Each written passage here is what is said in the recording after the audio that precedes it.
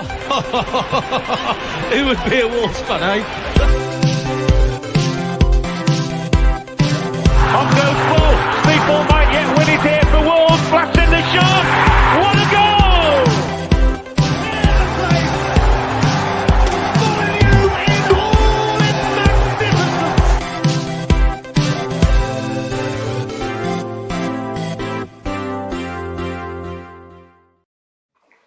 Hi everyone, welcome to Wolves Fancast. Matt Guy here, joined by Rich, Adam and Stu to dissect the Leeds United result. Whilst it wasn't the drubbing of Manchester United, it was still an exciting score draw, and we're here to talk about that this evening. Hello gentlemen, how are we? Fair to middling, I suppose. Fair to middling, was that? At least I can speak better than I could on Thursday. So. Yeah, I was going to say, you're going back to Sean Dyche for those older listeners of the show. Yeah, what happened 5 years ago, I did think it was happening again. And when we did early plug for cage fighting, we usually get to 65 minutes before we get the cage fighting nod. I'm quite happy we've got it inside 70 seconds. Yeah, it was a case of holding my throat to talk at times on Thursday. So I thought, well, I'll come on reserve, but I'll be okay. But it's getting there. Kids, well, we're glad to have you with us. Drink too much Ruddles. Yeah. Yeah, what's in the lines? I want to check. But yeah, thank you everybody for joining us this evening. We are here to talk about the score draw 1-1 with Leeds United. A game that had all the potential to be an end-to-end spectacle and wasn't quite that, at least in the first half, but we'll discuss that in a bit more length a little later on. Firstly, want to, as we always do, talk about the lineup. Really, Neves, it turns out, had a knock in the post-match presser. Marçal had a calf injury. With that in mind, was the lineup something that really Bruno could only put out, or do you think there should have been any changes, or did you expect any changes prior to the match when you saw it at 2 p.m? What did you think, guys? Adam, how about you? To be honest, I didn't even clock the substitutes bench, so I didn't even know that Marçal was injured at all. To be honest, I just thought he was dropped, and I thought he was actually on the bench. Shows how much I pay attention to things. So yeah, because I think the formation, we wanted to go back to how we played before. We had the enforced change in the previous game, and I thought, well, like for like, really, again, I didn't know that Neves had a knock. None of us really should have known that until after the game. So I was a bit surprised to see that he was dropped initially before we found out the reason for that. Other than that, I think it's kind of just as largely expected. You know, I was expecting Traoré to come back in with Hwang and Jimenez up front. So for me, there wasn't really too much to write home about with regards to lineup. I know some people talked about, if you look at formation changes and the old back five, back four debates, rear its head again. Some point we might get onto, but for me, content and happy with the lineup. To be honest, we all know we need a bit of depth. Hence, we've got two keepers on the bench again. But that's another story entirely, isn't it? It is. I'd be keen to know, Rich, from yourself, knowing how we got overrun quite a bit by Villa, despite divine intervention, it seems, securing us the win.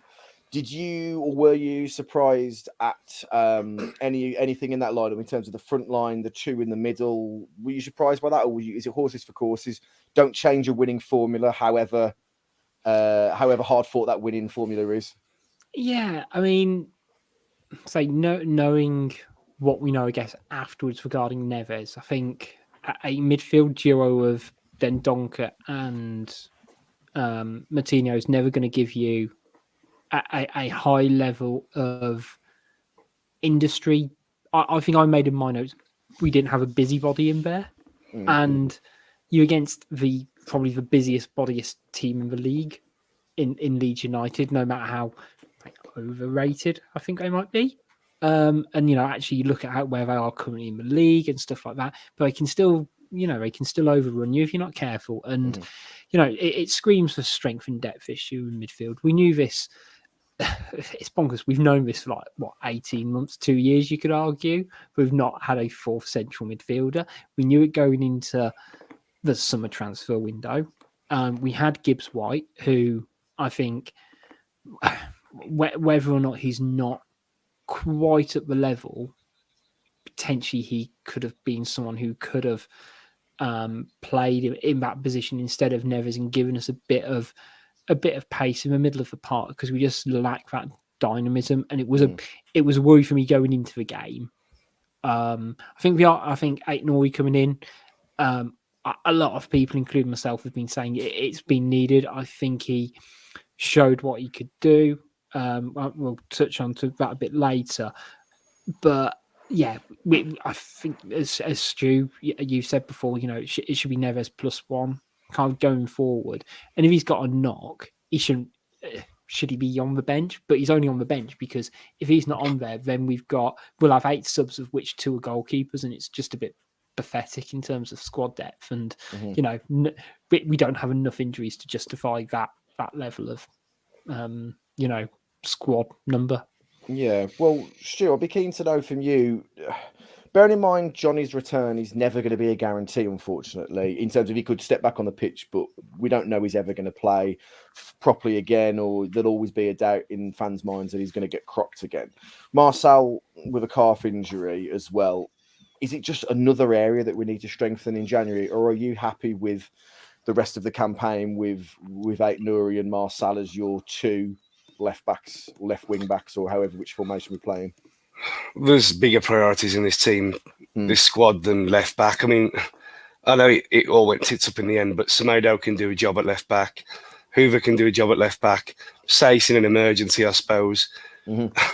It's just one of them. It's just unfortunate that we've got one who's probably knackered forever in Johnny, I'd be amazed if he comes back to anywhere near what he was before, unfortunately. And Marcel, we already knew, was made out of tracing paper anyway. So yeah. Fair play, he's made it 9 games into the season. Oh, no, I'd expect him to make 9 minutes, let's be honest. And Vinagra's gone, so that's not going to happen. And we have got £20 million Ryan Giles to come back. So with McCarthy being sacked, we could get him back in January, who knows? So it's at the end of the world, but it's nowhere near a priority. No, not for me. Okay, well, moving on to the game itself. Not really a great deal to talk about in terms of quality, I suppose, in the game. A nice early goal, although some, based on the performance, would argue that you can score too early in football, as the cliche goes. Another goal for Hwang, making his tally up to 4, I believe it is now. 4 so far. I don't think many would have had him as our top scorer 9 games into the season, but a bit of a scrappy affair, but it was exactly what was needed at the time to get a foothold in the game. Did you think at the point of scoring we were in the ascendancy? Were we lucky? What did you think of it, Rich? I think it was just sort of almost timed quite nicely. It didn't feel like it was hugely against run of play and things like that. And I mean, the goal itself, Semedo very, very much made a goal, and it's been that quality in the final third. He's not kind of shown on a consistent basis for Wolves in the last year, and we know he's got it because he did exactly what was needed to do. It wasn't kind of good enough if he could have quite easily won a corner or throw in, but to do that extra little bit to kind of progress into the box and pick out a man, that's what's needed from him. And he needs to do that, like 2-3 times a game. That's what the system warrants from him, especially when he's had Marcel on the other side who doesn't do that. Whereas on Saturday we had him and Aït-Nouri really trying to drive into the box. The goal itself, it was scrappy, but I found it interesting. Hwang seems got a bit of a funny knack that if that ball's going to be in the box, he wants to be at 6 to 8 yards out, and it's the same at 5-a-side. I'm crap at 5-a-side because I struggle to get that near to the box. And it's just like a bit of a knack to be as near to a goal as possible to have a chance to score. And he seems just to thrive on it, especially when you got Jimenez, who the ball came to initially. He's taken a bit of swing at it, and it's kind of ruffled through for Hwang. But I think the goal was deserved. It was balanced. It was a strange game in those regards because Leeds kind of came with a bit of thunder, and Wolves kept it steady, but we didn't look under too much pressure at that point. So I think we kind of went into it in the right, that part. I don't feel like we'd robbed one, as it were. Yeah, well, speaking about being under pressure, I found for a lot of the game, we were kind of architects of our own undoing, really, because I felt like in the middle of the park, we were very wasteful in possession. Dendoncker especially seemed like time was sped up just a little bit for him. Like he felt like he didn't have as much time as perhaps he did, and he had a few wayward passes here and there, and was a bit sloppy in the middle. As the game progressed, Adam, did you think, a goal's coming here for Leeds, or did you feel that we were holding on to the ball pretty well? There might have been a wayward pass here and there, but we weren't threatened by Leeds, were we? Especially in the first half. No, yeah, the game itself was very low on quality, I thought, as a whole.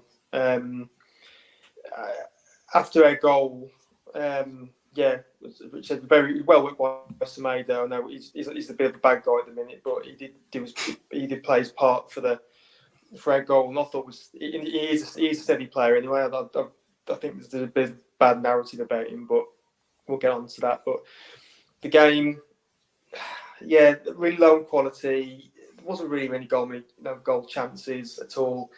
As you say, the second half, it's a weird one. It's frustrating because of how the game ultimately ended, but also a Leeds goal was also a matter of when, not if. I mean, the possession stats popped up second half. I think we're about, Leeds had 65% possession for the whole of the second half. And as you said, Matt, we just continually gave the ball away, and there were numerous culprits of that as well. Again, in doing that, players like Jimenez were just there in body only and not in spirit.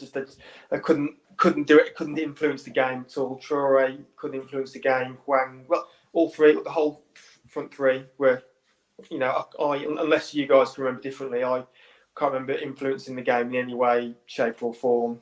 The front three, as you kept saying, that the ball just kept being given back to Leeds.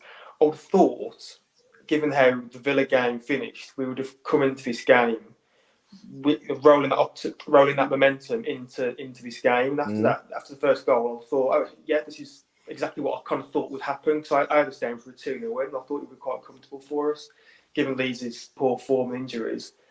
But after that goal, we just pulled the plug almost, like someone unplugged us from the mains. Essentially, I just didn't really feel as if we were ever going to offer any threat. Leeds had a couple of half chances, so I made a good save, but it just, as you said, Matt, it just picked up through the second half when I just said at the time, the goals just feels like it's coming. It feels like we can't contain what's going to happen next. It was like we just couldn't get out of the trenches, so to speak. And I find it almost a bit shocking because I said Leeds aren't in great nick. They're not, no. And, we've got such strong players who can play on the counter-attack. And, Traore in particular kind of frustrates me in this regard because I think a lot of it is that bit of positional sense that they're under pressure, so they drop deeper and it makes it hard for them to go at the pitch. But we've got one of the fastest players in the league who his best moments in the wall shirt have been him on the last man. And it's like, he just, he kind of just goes a bit further forward. It's going to make them have more question marks. And it felt like we almost gave them a bit too much respect. And I said, I know they've got a slightly, would you say they've got a unique style of play, Leeds?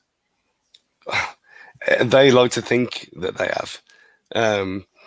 I don't know what exactly the point is for a lot of the time. It's a lot of chasing after nonsense, and it didn't work. And I think what they came up against in that Wolves side yesterday was it was similar at Southampton away, at Villa away for 80 minutes as well. The sloppiness in passing was just atrocious.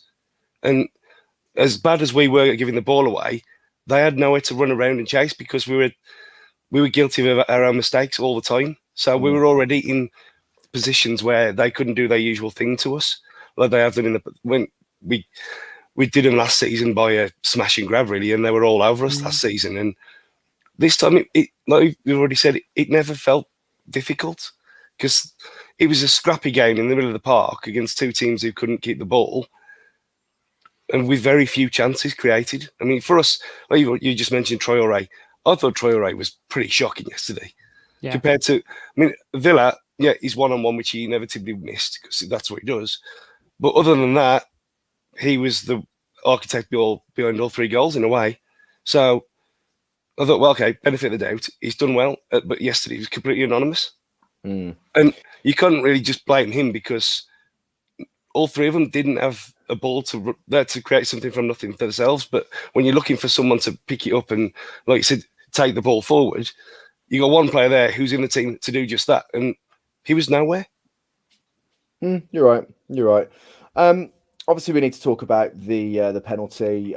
Stu, I know you and me are pretty much think the same on this one. While soft, it definitely is a penalty. There's a push, and Semedo was forced the referee to make a decision, in my humble opinion.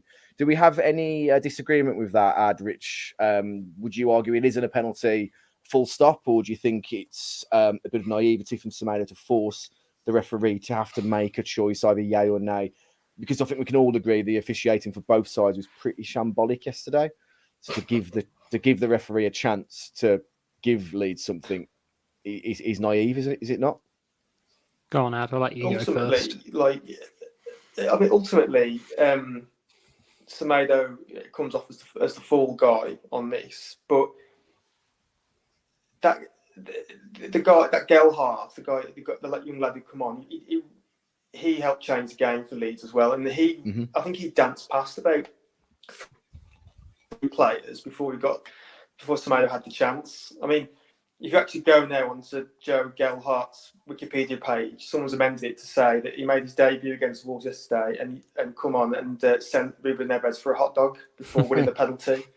And I do remember when he come on, and Neves come on for the last 5 minutes was it? I think Neves come on for, and when Gelhardt had the ball, he went past Neves as if he wasn't even there, and then he got into the penalty area, and Cody was effectively too scared to touch him, and then Semedo has found himself wrong positionally. He's done what. All he could do. He looked a bit soft. He looks even softer when you slow it down. But ultimately, he got himself into a position where he's got himself in trouble. He's gone like that. He's leaned in. It was the arm movement for me that's what's done it. Yeah. If it didn't be so ridiculous, if it was a tangle of legs, you could kind of think, well, it's accidental. That might be. If that was a VAR call, then they wouldn't give it. But he's leaned into him with his arm in his back. However soft it is, you can't do that. It's just stupid. I think that's it. Like as soon as his arm kind of comes into play, and he's not quick enough or strong enough to get in front of him and shield the ball, which is what he's trying to do.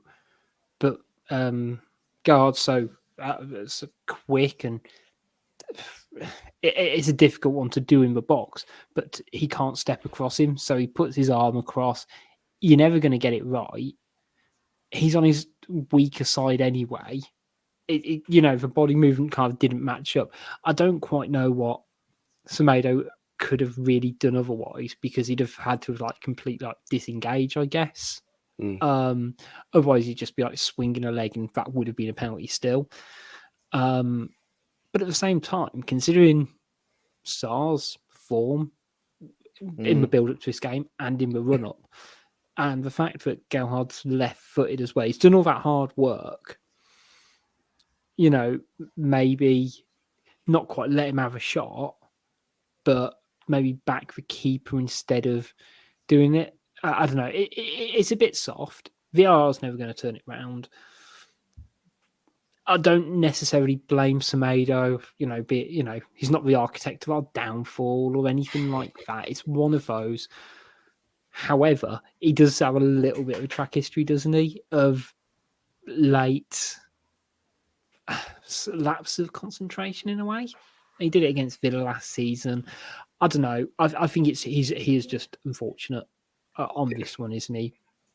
It's just one of them things. I mean, I didn't realise because I had a little bit of a cat nap on the way home, and then I checked Twitter and it was all, it's all smart. I thought, no, just go back to sleep. There's no point talking to these idiots about it because they've been. It's almost like some of them have been waiting since last season when they're only watching on telly and he had made a few mistakes. They've been waiting to get to him, and that's the one thing he's done up wrong all season. I mean, he's been, like you said, Rich, earlier in the episode where he was the architect of the goal. Him bombing forward like he did for Barcelona is the reason we took the lead. And being hamstrung by that moron last season and making him into some kind of defensive wing back, which is what he's not. It looks like it's took this long to kind of couch it out to him and saying, "Oh, you actually can go forward," And I was really impressed. Narrative, though, does it? Doesn't it's a narrative with some people though. Like some people make their opinions based on what Semedo's first few games were for us last season, and then it just sticks, doesn't it? And it's very hard in some fans' eyes to change their opinion, or for Semedo himself to shake that opinion off. I was going to say, if you're looking for people if you're looking at people blamed for the goal, it'd be say one of the 4 players who Gelhardt, completely turned inside out in the last minute. I don't particularly like blaming players for goals, but he was one who gave away the penalty. But I feel like we could and should. If we're going to commit a foul, just do it at the start where he does the pivot and make it. Either make him have a free kick from 25 yards out, or they have to try and cross it in and say. Leeds have good enough players for over a penalty spot, despite the likes of Bamford missing and things like that. And I think balance of play, things like that, draw might even be a fair result. Would you say? I think the draw was absolutely a fair result, to be honest. That's why it's it was a record amount of time for me to get over the disappointment of it. Almost by the time I'm back at the dry salters in my car, I was kind of over the result because it was absolutely fair, to be honest. It didn't feel like a huge weight of disappointment.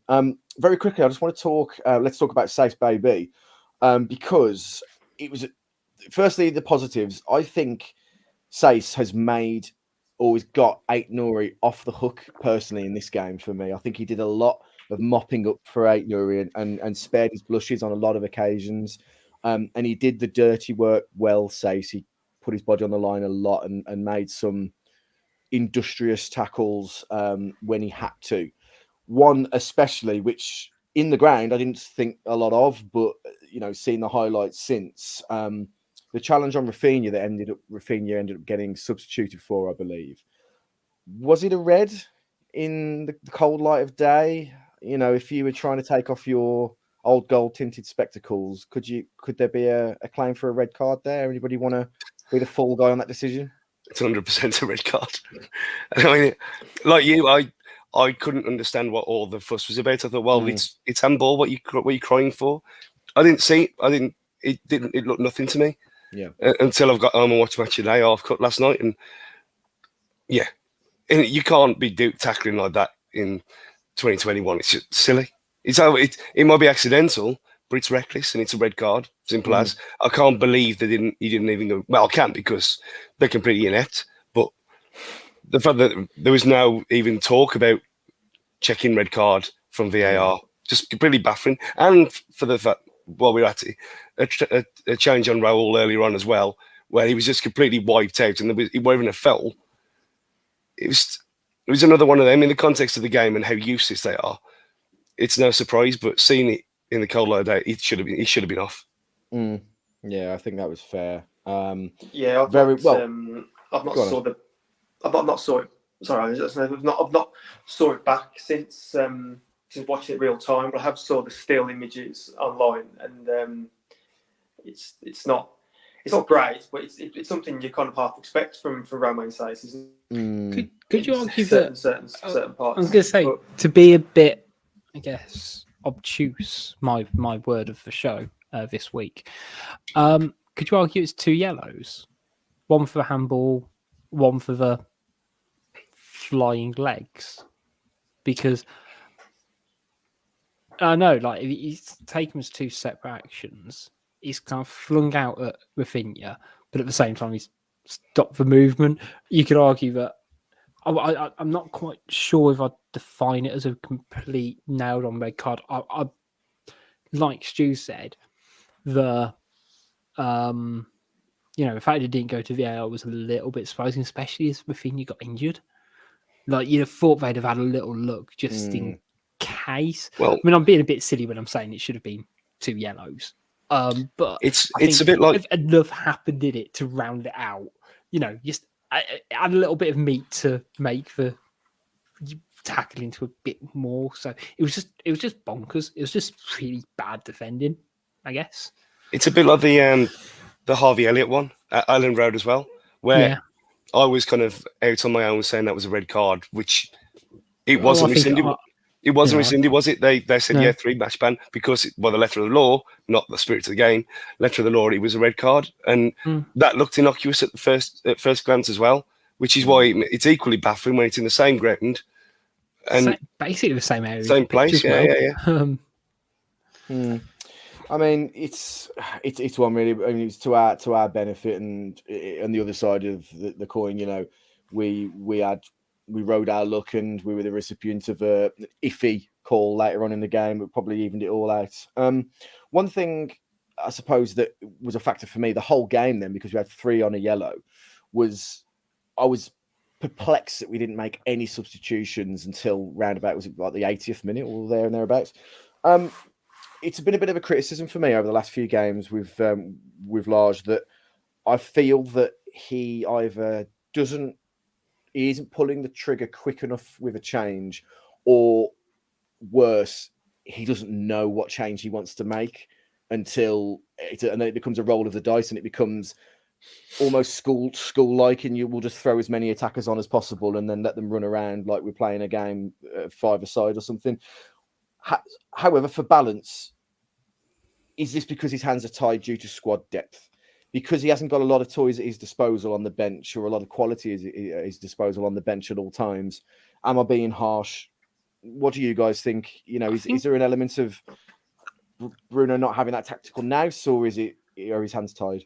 I think it's a bit of both, because we're talking about the starting lineup, and there is a couple of square pegs in round holes to a degree. With we have to sort of change formation. So like Daniel Podence doesn't quite fit into this 3-4-3. I don't think he might be able to play on the left wing, but would you play him over Traore and Hwang? Maybe not. He doesn't look suited out wide, so you probably have to stick him in a more floating position. And if you're going to bring on certain players, you need to commit to the formation you're going to play, which means changing the entire shape of the team, which might be what you need to do. But the other side of that is, the 3 attack-minded players we have on the bench all playing a slightly different style. So you could bring on, let's say, you bring on Podence and you shift formation one way, but then you have to bring on, you might bring on Silva, and it shifts it almost back into a slightly different way. And there doesn't seem to, be a coherent joint up thinking that either we can play the same formation with different players to give them, fresh legs, the system's working, but the players are, the players are tiring. Or the other way around is that, we change formation seamlessly in game using a different player and give them something else to think about. And you say we can't stall. And they don't, it almost takes too long to kind of go, oh, well, you know what? And to be fair, it came through injury, but 8-0, we're having to go off. And just little things like that probably don't help the process. And say with centre midfield, the fact that, we're having to bring on Neves, with little time left, he's carrying a knock because we haven't got any extra legs to go midfield who can, it's screaming for something else earlier on. it's difficult, isn't it? I think it is. I think I did wonder, like, because Moutinho got booked very, very, very early in the game, didn't he? And I did think at the time when the match was on live that why isn't Neves come on? Because Moutinho, he's done a couple more fouls since then. I thought, why are we not making a change? But you remember what Bruno said at the end of the transfer window when we didn't get anyone in? He says, "Yeah, I've got Moutinho, Neves, and Dendoncker, but they all want to do the same thing." So essentially, and Matt, the point you alluded to, are we hamstrung by squad depth? Well, yeah, we are in a way, because he's got 3 centre midfielders there who he said do exactly the same job. So if he's going to change it, then it's just like for like, and there's not going to be any difference in the style that we play. Yeah, we've got an abundance of options up front that we can change the front three any which way you like, with Trincao, Pedence, and Silva sat on the bench. But as we've already alluded to yesterday, that wasn't really the problem. The front three, they just weren't seeing the ball for a start, get anything creative for them. So yeah, the problem just lie in midfield, and the fact that we didn't get anyone in. Bruno doesn't really to change it, and the options. I mean, we're not going to really bring Pedence or Trincao on and put them centre midfield. That's just not going to work. So yeah, what are we asking him to do other than completely change the formation and do something radical? Well, it goes the other way though for me. And Stu, I'd like to get your thoughts on this, because what highlights it to me, the Brentford game, where, and I know this is matches and matches and matches ago, and it's all ancient history now, but when we end up getting that many attackers on the pitch, no one knows where they're going and no one knows what they're doing, and everyone's just running forward and chasing the ball like headless chickens. That's not good game management to do that. And I think that won't be the first time we see that, and that won't. And there are other strange tactical decisions that go on mid-game. Stu, are you? I know you don't like to, make any kind of rash, radical statements on this podcast. But what is your thoughts on this? Am I talking out my arse, or is there a point there?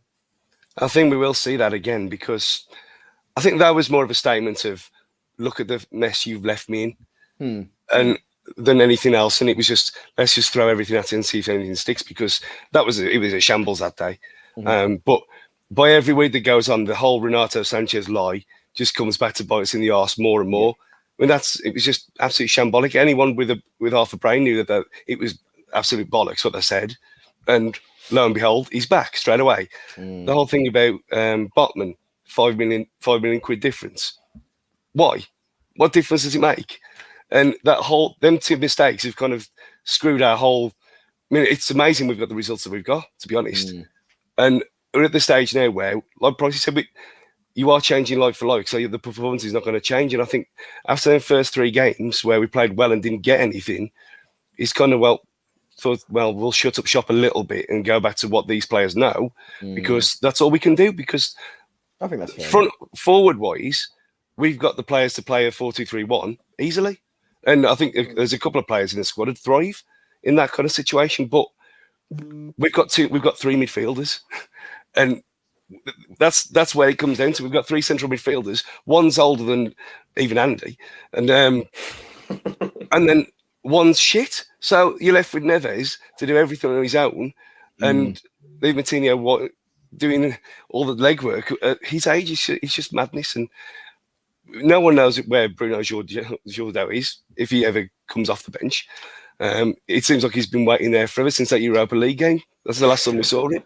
And then you're looking at Luke Cundle, or you put in someone else. I mean, we're crying out. Even Conor Ronan scored for St Mirren today against Rangers, and you think, well, there's another one playing in the Scottish Premiership. Well, when we're pissing about with midfielders who are fit, and I'm not saying go and get him back, but it's just the whole thing. You can't lay the blame squarely on Bruno Lage, because he was fucked over in the transfer window. Okay, that's absolutely true, fair. isn't it? What you've said there, like that.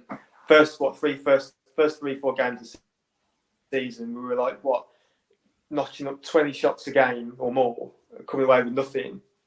But luckily, by the way, as were, and then we've almost yin and yang, haven't we? We've gone the other way, and now we're hardly having any shots relatively speaking, but we've come away with quite a good recent set of results, haven't we? So I think there's a bit of truth in what Stu says there. That he's looked at it and gone, I think we need to rein in, the gung-ho style just a little bit. Maybe on the old Football Manager style, to take it back from all out attack, just take it one notch back, just to attack, and just because it's what we've all seen. We've not been playing as pretty as stuff or exciting stuff as we were first few weeks of the season, but the results have improved, haven't they, from the first few weeks? They have. What a dark world when Stu Hall talks sensei.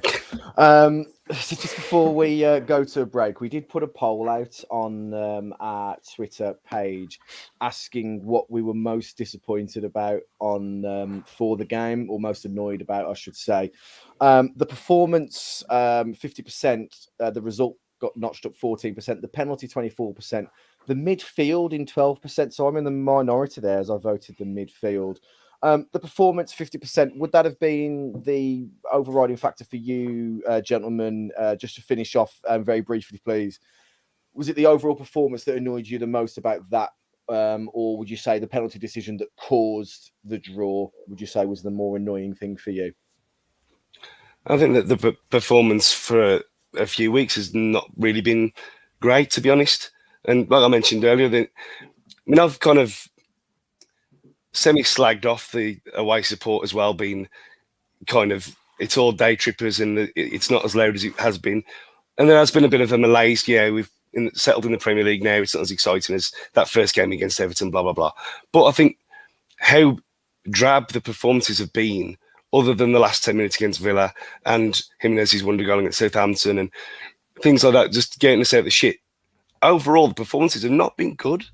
And I think it is... I'm not blaming him because he has to do what he has to do, and like I've already said about his hamstring, but I think it is a case of it's a hangover with these players who've played Nuno's way, which was then terrible for the last 18 months he was here.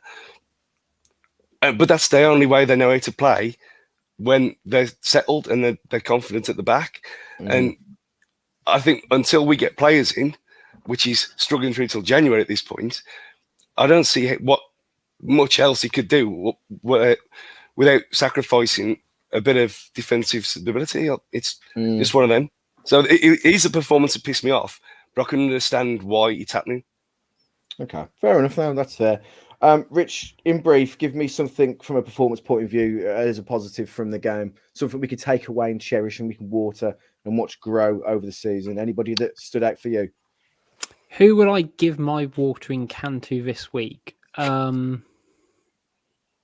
tough, isn't it? Yeah. I mean, Sarr pulled off. I was going to say, you know what, Sarr or Aït-Nouri. I think, Aït-Nouri's got his weaknesses as a player, and it's almost the contrasting ones to Marcel in a way.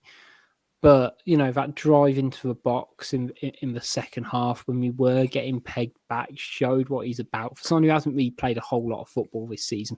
But Sarr, again, he's someone who's just quietly continuing to impress every week. And, yeah, he is. We talked a lot in the off-season about, we didn't really think it was necessarily a downgrade. And I've spoken in recent weeks about, he's about fourth or fifth choice for Portugal and things like that. But he's just someone who is just doing the business at the moment and doesn't seem to really make mistakes. And is just a really solid goalkeeper at this level for us at the moment. Just got to hope he kind of continues to push on. And he's got a badass car as well, if anyone saw. Oh, yes, that he has. Adam, last word on the game from you. Any performances in the rival shirt that you actually were impressed by? Anybody on the Leeds side of things that you thought they've impressed today? I think you already mentioned with Gelhardt. Yeah, Gelhardt, I think he really helped change the game. I mean, I've never known anyone ever come through the Wigan Academy, but this guy come through the Wigan Academy. Let's address the obvious. Didn't even know that Wigan had an academy, but there you go. But yeah, I think these have signed him. I think this summer he looks quite a handful, albeit this is like his debut, so we're only going off like the short time on pitch. But all eyes on Rafinha as a danger man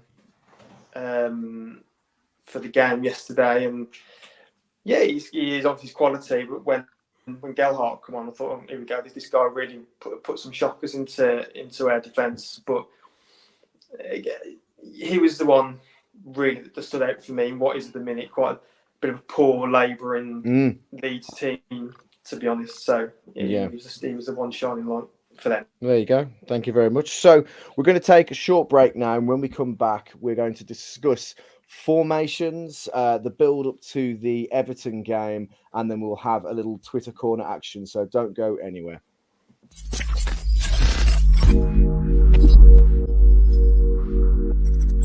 Hi everyone, Matt from Wolves Fancast here. If you're anything like me, time is of the essence these days. How am I meant to take training with my wonder kids on the managerial football simulation game that I'm not allowed to mention for legal reasons if I'm too busy worrying about my online media presence? Well, that's where our friends at pixelyetimedia.com come in. They're not just web designers, they're a creative agency that cover all of your design needs, from websites, brochures and signage to marketing, logo design and branding. So go check them out at pixelyetimedia.com. They'll get you set up quicker than Adama Traore running at a terrified left back. Speaking of which, who's got my baby oil? Welcome back, everyone, to Wolves Fancast. Thank you very much for listening to us this evening, morning, or afternoon, whenever you're listening to us or where you're listening to us. So I wanted to talk formations before we dive into the Everton game. Of course, make sure you listen to Fancast Fridays for a more in-depth preview. Dan is doing excellent work over on that side, so make sure you've got yourselves ready for that. But there's been talk over the last 24 hours now about formations and the fact that 5/3 at the back isn't producing the kind of performances now to justify its existence, I guess. And that a move to 4 at the back would much more suit Largey's vision of how he wants us to play. We talked about it in the first half of the show, really, in that his hands are tied in terms of some of the players that he has at his disposal. But should, bearing in mind the African Cup of Nations will be on our doorstep quicker than we know it, look at maybe short-term pain in putting ourselves at 4 in the back and working through some of the problems that brings, because of an almost forced change that we're going to have to make with the likes of Sace leaving for the African Cup of Nations. Who wants to go first? Ad, what do you reckon? Do you think we should be kind of looking at 4 at the back now and going for something that which we will eventually be going for anyway, it seems? Yeah, we've tried this, haven't we, in the past? Well, fleetingly in the past. Like you say, we're going to have it forced upon us in one way or another in January, because Sace and I assume Bolly is going to be heading off, and obviously Bolly's brought some issues to the table recently in the fact that he's not as reliable now as he once was. You know, he was, for the first 3 years, he was always never present for us, and now I don't know if it comes with age or whatever, but it seems to be that end last seasons, especially this season, he's just not. He's been more spotted in the treatment room than on the pitch, unfortunately. So he's getting a bit unreliable for us in that sense. Obviously, we talked about Sace being upgraded anyway. So where does that leave us formation-wise? Well, I mean, if we want to get an extra body in midfield, are we going to play all 3 of our central midfielders in one go? This is it. In midfield, I mean, that's another option to contend with. And then, I mean, normally, obviously, found a member of the King Kilman club with Stu, and he's been ever present this season. He's not let us down at all this season, and Cody polarised his opinion. So if we go to a back 4, would potentially be looking at, say, a Kilman Cody partnership in the first instance, pending any January reinforcements. But it's something that potentially I would like us to do. In fact, I would like us to go to a 4 at some point, because I think that the 5 at the back, I think, is kind of, it's running its course almost, and we've sort of saw how much it can stunt us going forward. So, yeah, it's something that I think with potentially it could be an attacking back four. We're having Semedo and Aït-Nouri as your full backs long term, and then Odin Kilman as the first choice centre halves initially. I guess it could go one way or the other, couldn't it? Really, when you think about it. Could. But It could. I mean, with Aït-Nouri and Semedo bombing on, and you absolutely overload the midfield. Then with five, so you three in the middle, and you know the aim of the game will be to win the ball back. The second you lose it, if this was FIFA, press after possession loss would be the setting. To win that ball back as soon as you can, overload them, and then you hit again. The danger there, I suppose, would be if the ball got through, then you're faced with Kilman, a little harsh, but Cody isn't the most mobile or the most strong in terms of a one-on-one, someone coming at him, striker coming at him. Stu, I would argue that Dendoncker would be helped massively by having two extra players with him in the midfield, and I think that it would suit him a lot better. Therefore, it wouldn't be as impactful having your three central midfielders on at all times. When one of them gets injured, then of course we're knackered. What do you reckon? What happens to you in this scenario? The noose. I wasn't seeing it like that at all. I was seeing it more of a case of it's going to be Kilman and Cody anyway, because we've got no choice until January the 1st or whatever. But is that any worse than Kilman, Cody, and Sace? It's not as terrifying as it probably once was for me, because if you're going back to how Kenny. Long-term listeners, if you're going back to the Kenny Jackett used to play in League One with the 4-2-3-1, and you're looking at say Neves and Dendoncker, but then having a front three, so you've got someone in the Michael Jacobs role, so Podence, get Gibbs wide back and play him in his actual position in January, like it should have done last season. Play Hwang there, but play Fabio there. The extra man in midfield would be more of an attacking threat for me rather than playing the three midfielders that we've got. So, but like you said, from a wing back point of view, they can still go and bomb on. But if you've got two holding midfielders, one of them dropping back when one of the two wing backs has bombed forward, then you've got your protection there anyway. So, from that point of view, I can't see us playing a 4-4-2. I think that's impossible with the squad that we've got. But 4-2-3-1. I wouldn't be against that at all. Not at this moment in time. Not how the performances have tailed off anyway recently. It's worth giving it a try. Stu, I would love it if Bruno said to someone like Traore, "I want you to play the Michael Jacobs role." Can you please be? I was going to say, Traore, please be more like James Henry.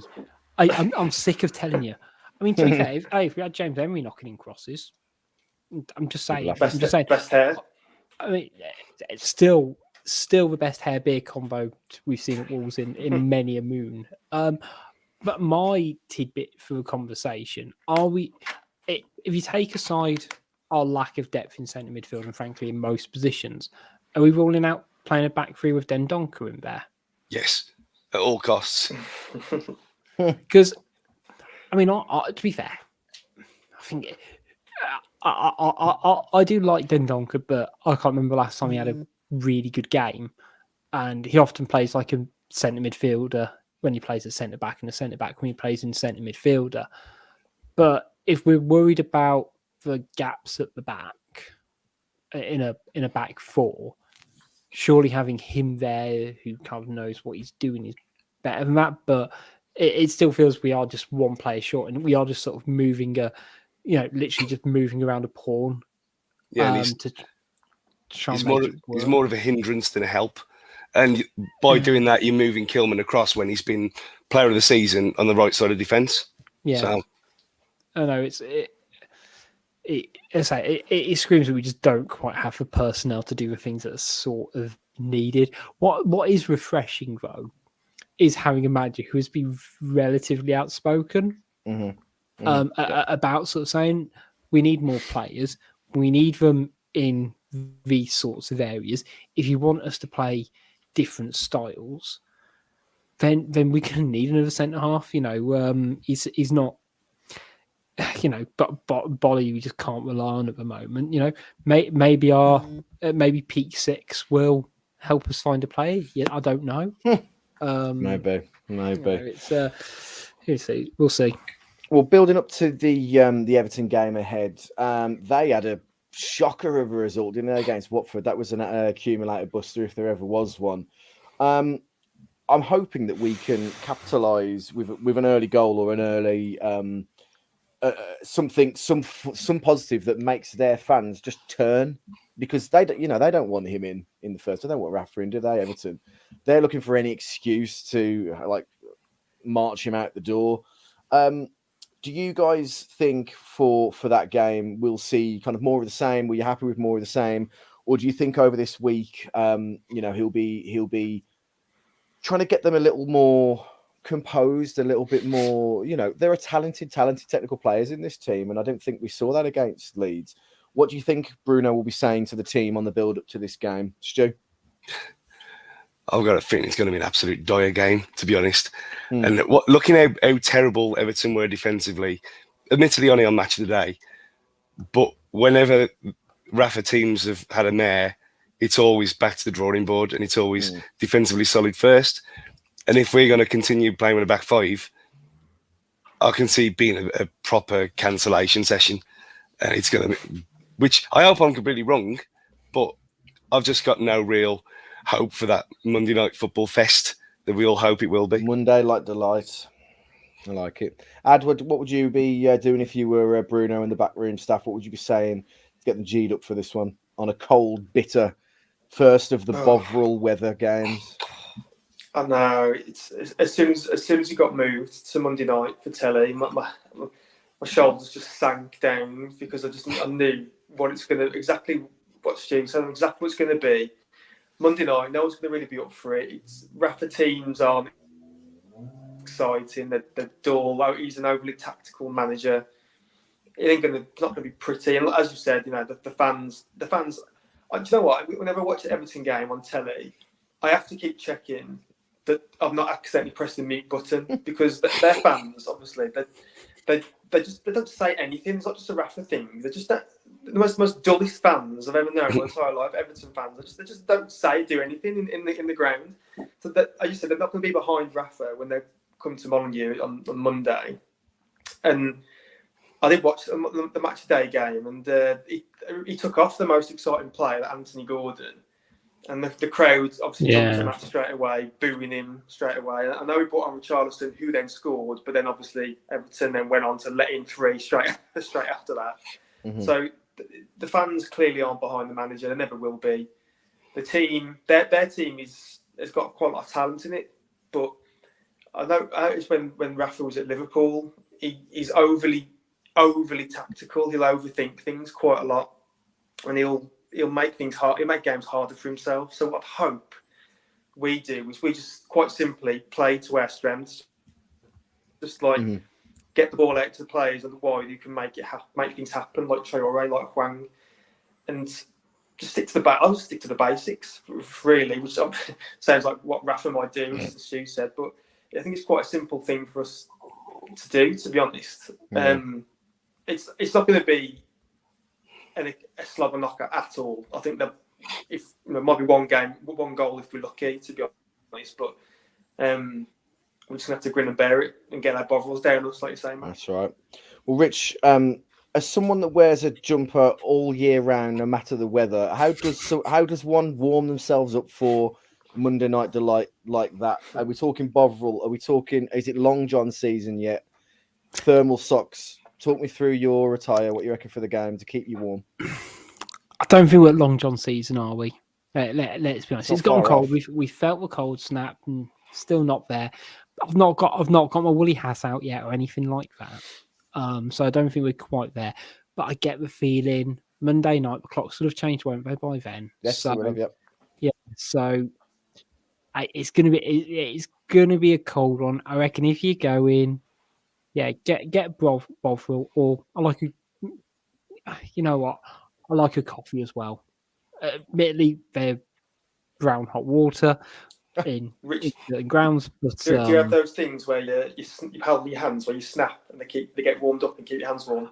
Yeah, particularly if they're shaped as a hand. I'll only get them if they are in the shape of a hand. Otherwise, it's a no-go. I might as well be sucking on toes. Well, Topical. Right, Scalzi. I've given it 54 minutes. I've been trying to wait to get that in For an there. opportunity to get that on. When- Yeah. Where do you stand on fingerless gloves, Rich?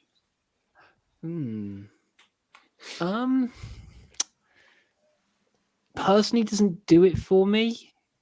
I've got a nice pair of like leather gloves. What You don't Of need course you more, have. do Of course you have. what would be the need for me to have In fingerless gloves? the red I've got- room, I've I reckon, Rich. I've got like a woolen pair as well.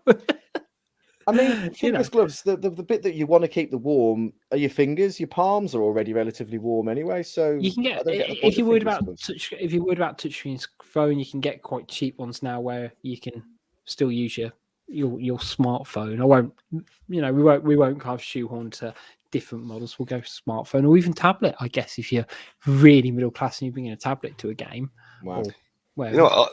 I wore fingerless gloves for every round of the FA Cup when we got to the semi-final, and so I thought, out of superstition, I had to wear them even in the semi-final. And how hot it was, so I was there with my white shirt, shorts, and fingerless gloves on.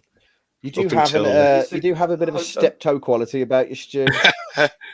Well, Shit, did you ever have those fingerless gloves where you I'm sure I saw some of these fingerless gloves, but you could like pull the mitten part of it over your end of your fingers. oh no, I never went that far. I don't believe you. That Well, must have before we been go to God, sorry, Ad. Before we So there must have been a Dragons on a idea. complete massive tangent, to bring it back to football, quick mention for Wolves women who drew 2-2 with Burnley today in the afternoon kickoff. They're romping their league. I believe it's the third tier of women's football, and with promotion would put them in the championship, like one league below the WSL, which would just be amazing. The rise for Wolves women has really been something special over the last few seasons. The Wolves Women podcast as well is doing really, really great work there. So, as obviously, if you can make it to some of the games for them, a lot of the times they are on a Sunday when we aren't playing as well. So there's no need to draw lines in the sand there. Go and support Wolves Women as well. So just got to go to Twitter Corner to finish. So we've had a few questions from our Twitter base. The first one from Dean Marsden. From fellow Famcastians, who would you pick as your phone a friend on Who Wants to Be a Millionaire? I've been to a pub quiz with Andy, and his knowledge, whilst very niche, is very useful to have, because if you're thrown a curveball, he's going to know the answer, which is quite good. Who would you guys pick as your phone a friend on Who Wants to Be a Millionaire?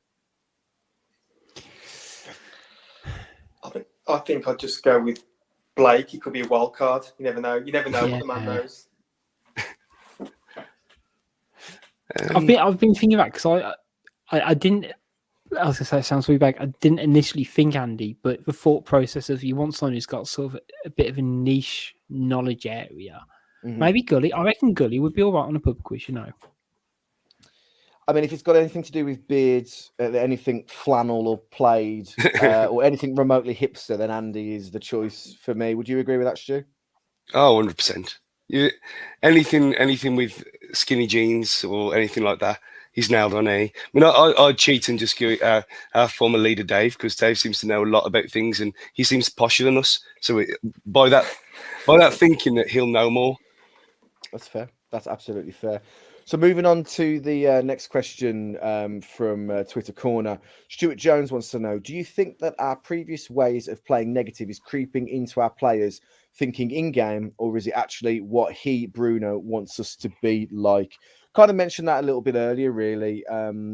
So to kind of answer that one in summary, I think it's more to do with the personnel at his disposal, really, as opposed to him actually wanting us to play in this sort of semi-negative way. So I think... Yeah, we've kind of already touched that one though. But thank you, Stu. I was going to say, I think it'll be interesting to sort of see. I think we'd all probably happily say the first 3 games of the season where we did play our most attacking football were, on paper, our 3 hardest games at the start of the season, and it almost feels like playing lesser caliber opposition. We've been playing a different style. It'll be interesting when we kind of I can't remember the next like top 6 team we're playing, but let's say when we come across somebody like Liverpool, how will we play? And I think that's going to be your true test to sort of see when we're up against the traditional higher caliber teams, how we're going to match up against them at that point. Mm-hmm. Yeah, absolutely. Baltimore Wolves wants to know, the US broadcasters of the Premier League had a fan fest this weekend with celebs, including 2 WWE stars appearing to support their teams. I know we've got Sin Cara, but which WWE or F star, past or present, would you like to persuade to be a Wolves fan? For me, it'd have to be Papa Shango so we could have some form of voodoo on our opposition when things aren't really going our way, I suppose. I mean, that's got to be a possibility. Maybe Mr. Fuji to throw some salt in the eyes of an opposition. I'm not sure. Anybody want to have an advance on that? I think I'm probably the biggest wrestling virgin on this as a foursome here, but any others?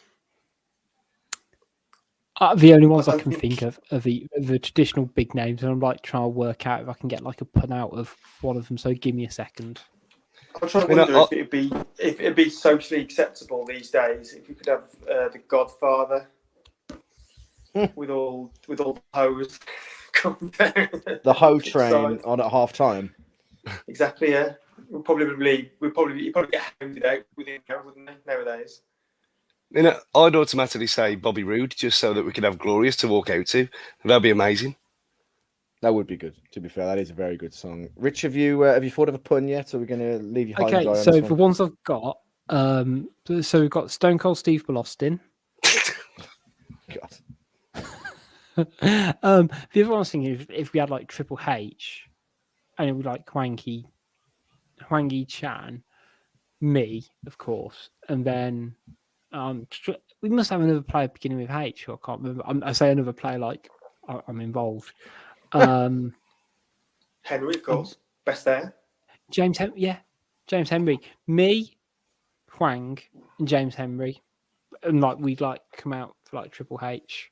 I'm really showing my wrestling knowledge here, aren't I? Yeah, and also I know Triple H is quite a good wrestler. Him and the Undertaker. I like it. Thank you very much. Have we got one more? We do have one more. It's From a former Fancastian, I believe. Alex Moore wants to know, which TV show would you rather go on? Deal or No Deal, Tipping Point, or Hole in the Wall? It's got to be Deal or No Deal, hasn't it? No, you don't need to know a single thing to go on Deal or No Deal. Where you've got to have agility for Hole in the Wall, and you've got to be able to answer general knowledge for Tipping Point. Someone needs to tell me what Hole in the Wall is. It used to be. It's that thing where you have to make shapes, and a polystyrene wall comes towards you. It used to be hosted by Dale Winton, R.I.P. Is it Antoine Debec now? Who hosts I think he had it for a bit. Yeah. Obviously, Deal or No Deal, just to meet Noel Edmonds because he seems like a kind of mad bloke. So that'd be the answer. What would be your tap out money if the banker offered you 70 grand, but you still had 250 on the table? Are you taking the 70 grand and running, or are you gambling?